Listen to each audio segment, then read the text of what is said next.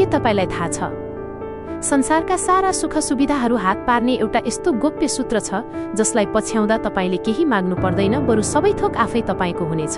धेरै समय अघिको कुरा हो। एउटा राज्यका राजाकोमा पुत्र लाभ भयो। यस खुसियालीमा राजाले राज्यभरि एउटा अनौठो घोषणा गराए। उनले भने, भोलि बिहानै राजदरबारको ढोका सम्पूर्ण जनताका लागि खुल्ला गरिनेछ। दरबारभित्र छिरेर जसले जुन वस्तुलाई सबैभन्दा पहिले छुनेछ त्यो वस्तु सधैँका लागि उसैको हुनेछ। यो सुनेर राज्यभर खुसीको सीमा रहेन। मानिसहरू रातभरि सुत्न सकेनन्। कोही भन्दै थिए, म त सुनको कलश छुनेछु। कसैलाई घोडाको शोक थियो। उनीहरू भन्दै थिए, म त तबेलाका अरबी घोडामाथि हात राख्नेछु। सबैजना बिहानको प्रतीक्षामा व्यग्र थिए। भोलिपल्ट बिहान भयो र दरबारको ढोका खुल्यो। मानिसहरूको ताँतीभित्र पस्यो।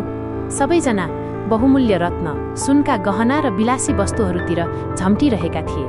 सबैको मनमा एउटै डर थियो, कतै अरू कसैले आफूले चाहेको वस्तु पहिले नै छोइदिने त होइन। राजा आफ्नो सिंहासनमा बसेर यो सबै दृश्यहरू हेरिरहेका थिए। उनी मानिसहरूको लोभ र दौडधुप देखेर मुस्कुराइरहेका थिए। ठिक त्यति नै बेला भिडबाट एउटा सानो बालक निस्कियो र सिधै राजातिर अघि बढ्न थाल्यो। शान्त पाइला चाल्दै ऊ राजाको नजिक पुग्यो र बिस्तारै राजालाई नै छोइदियो। यस्तो दृश्य देखेर दरबारमा सन्नाटा छायो। राजालाई छुनासाथ अब राजा नै उसको भयो। र जब राजा उसको भयो भने राजाको सम्पूर्ण राज्य, धन सम्पत्ति र ती सारा बहुमूल्य वस्तुहरू स्वतः त्यो बालकको भयो। साथीहरू, यो कथामा जसरी राजाले आफ्नो प्रजालाई अवसर दिएका थिए त्यसरी नै भगवानले हामीलाई हरेक दिन केही प्राप्त गर्ने अवसर दिनुहुन्छ। तर हामी कति अज्ञानी छौँ भने उहाँले बनाएका क्षणभङ्गुर वस्तुहरू जस्तै धन सम्पत्ति, पद र प्रतिष्ठा पाउनका लागि आफ्नो सम्पूर्ण शक्ति खर्च गरिरहेका हुन्छौँ। साथीहरू, संसारका वस्तुहरूमा अल्झिनु भनेको स्रोतलाई छोडेर छाएको पछि लाग्नु जस्तै हो।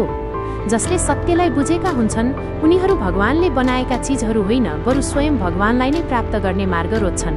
किनकि जसले सृष्टिकर्तालाई पाउँछ उसले सारा सृष्टिमाथि नै अधिकार पाउँछ। त्यसैले साथीहरू, भौतिक वस्तुको मोह त्यागौँ र प्रेमपूर्वक भगवानको सेवा गरौँ। याद गर्नुहोस्, दिन दुखी गरिब असहायहरूलाई सहयोग गर्नु भनेको नै भगवानको सेवा गर्नु हो।